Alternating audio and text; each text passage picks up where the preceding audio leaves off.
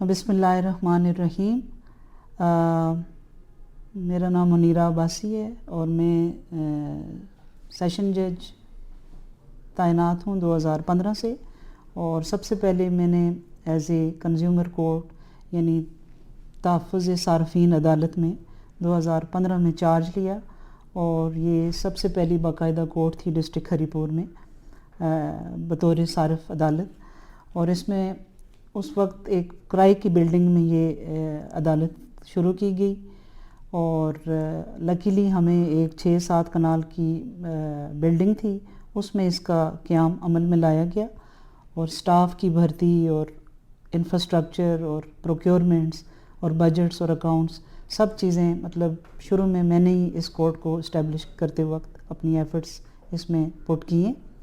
और सबसे पहले मैं ये बताना चाहूँगी कि तहफ़्फ़ुज़ सारफ़ीन का जो एक्ट है यानी कंज्यूमर प्रोटेक्शन एक्ट 1997 में बना और KPK का जो है, वैसे तो पूरे पाकिस्तान में सब सूबों में मुख्तलिफ़ सारफ़ीन के लिए तमाम क़वानीन मौजूद हैं, जिसमें इस्लामाबाद का भी कंज्यूमर प्रोटेक्शन एक्ट है, सिंध का भी है, पंजाब, बलूचिस्तान और इसी तरह हमारे KPK में बाकायदा 17 कोर्ट्स सबसे पहले 2015 में बनी और उससे पहले 2010 में बतौर आप ये समझें कि एक्सपीरियंस के तौर पर शुरू में उस वक्त के सेशन जज शेबर साहब को यहाँ पर सारफ़ अदालत की चार्ज दिया गया, इजाफ़ी चार्ज।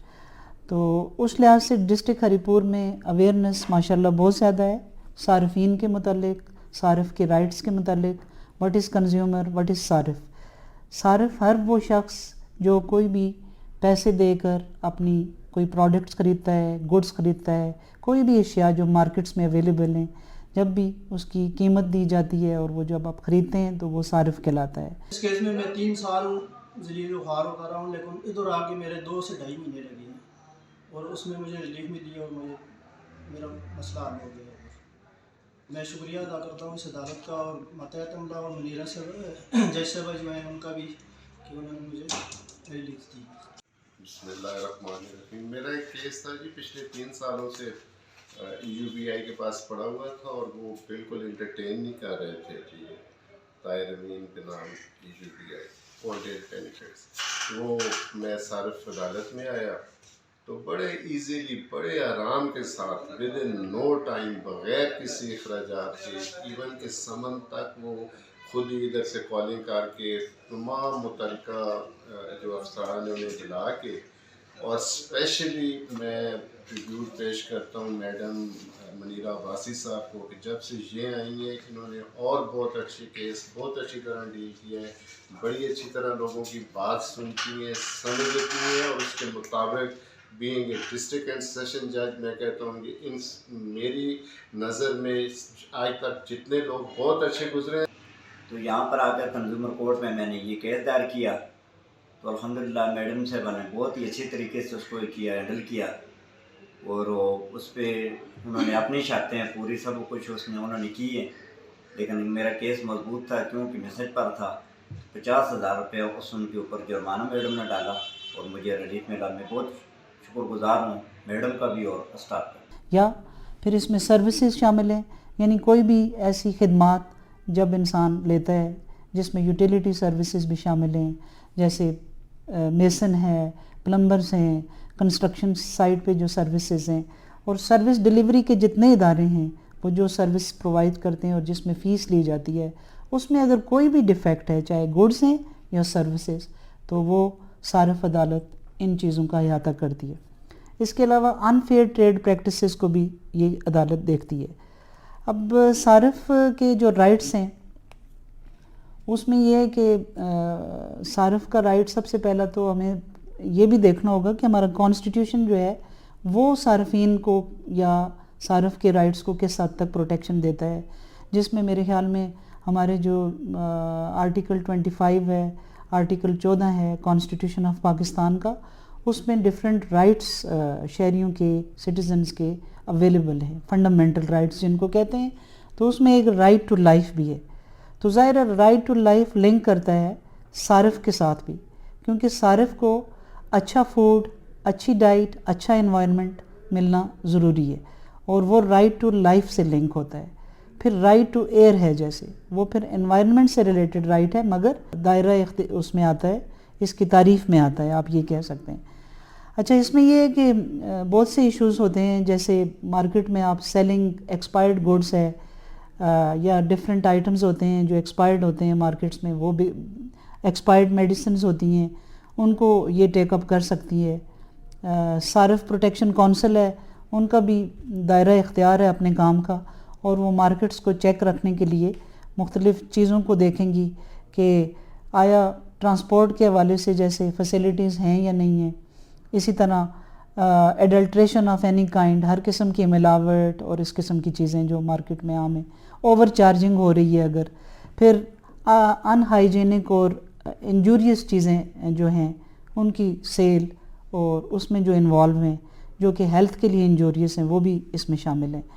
फिर इसके अलावा सबसे इम्पॉर्टेंट जो है और deception in weights and measurements, यानी कि नाप तोल में कमी, और इसमें बहसीयत मुसलमान मेरे ख़्याल में अवेयरनेस हमें सबसे पहले तो हमारे कुरान पाक से मिलती है, और मेरे ख़्याल में हमें इससे ज़्यादा रहनुमाई बेहतर कहीं भी नहीं मिल सकती, बिकॉज़ हम डेली सुबह कुरान पाक की तिलावत करते हैं, तो उसमें हमें मिलता है कि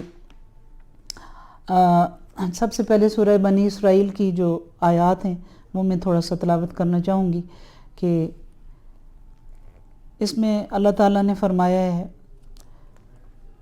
वऊफुल कैला इज़ा किल्तुम वज़नु बिल किस्तासिल मुस्तकीम ज़ालिका खैरुन व अहसनु तावील वला तक़फ़ु मा लैसा लका बिइल्म इन्न सम्हा वल बसरा वल फुआदा कुल्लु उलाइका कानु अन्हु मसूल।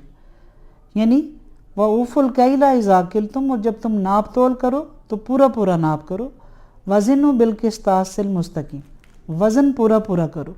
तो वेट्स एंड मेजर्स की हद तक जब हम कुरान पाक की डिफरेंट आयात को देखते हैं तो हमें जा बजा तकरार के साथ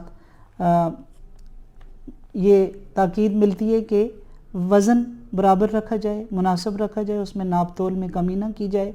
और तकरार के साथ कुरान मजीद में ऐसी कौमों का ज़िक्र किया गया है, जैसे हज़रत शुएब अलैहिस्सलाम की कौम थी, तो उन्हें नाप तोल की कमी की वजह से उन पर इवन पत्थरों के अजाब नाज़िल हुए, और अल्लाह ताला ने बहुत ज़्यादा नाप तोल में कमी पर और इस पर वईद सुनाई है।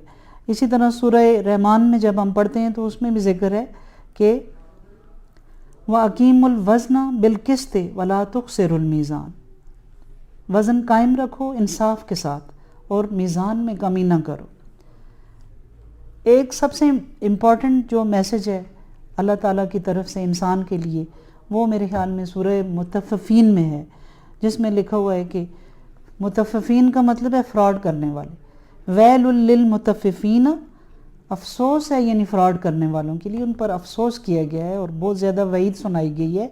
वैलुल लिल मुतफ़्फ़िफ़ीन नल्लज़ीना इज़ा क़तालू अलन नास यस्तफ़ूना व इज़ा क़ालूहुम औ वज़नुहुम युक्सिरून अला यज़ुन्नु उलाइका अन्नहुम मबसून। तो ऐसे लोग जो नाप तोल में कमी करते हैं उनके लिए बहुत सख्त वईद है। तो सबसे बड़ी डेटरेंस, सबसे बड़ी ताकीद रहनुमाई हमें कुरान पाक से मिलती है। उसके बाद फिर अक़वाम मुत्तहिदा की इंटरनेशनल गाइडलाइंस हैं सार्फिन के लिए, जिसमें सार्फिन के तहफ़्फ़ुज़ के लिए इक़दामात करने, लेजिस्लेशन करने, कानून साजी का हुक्म दिया गया है।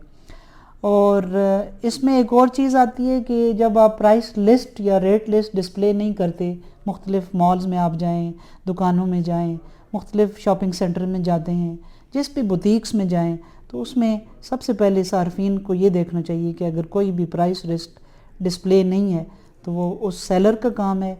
मैन्युफैक्चरर्स हैं जो भी डिस्ट्रीब्यूटर्स हैं, उनकी अपनी अपने लेवल पर डिफरेंट ज़िम्मेवारियाँ आयद होती हैं। फिर इसके बाद क्वालिटी एंड क्वांटिटी की बात है। हमारा क्वालिटी एंड कंट्रोल का अपना एक्ट है, वो भी फूड के लॉज हैं। तो बेसिकली वो सारे लॉज लिंक्ड हैं हमारे कंज्यूमर के लॉज के, सार्फिन का जो कानून है उसके साथ। फॉल्स एंड डिसीविंग एडवर्टीज़मेंट भी इसमें आता है। लाइक एक हाउसिंग सोसाइटी है, اس کے بارے میں ایک فالس ایڈورٹیزمنٹ دے دی جاتی ہے، بڑی اٹریکشن دی جاتی ہیں، مگر جب لوگ پلاٹ لینے کے لیے جاتے ہیں، قسطیں بھی جمع کراتے ہیں، تو الٹیمیٹلی ان کے ساتھ جیل سازی، فراڈ ہو جاتا ہے۔ تو اس چیز کو چیک کرنے کے لیے بھی اس عدالت کے دروازے کھلے ہیں۔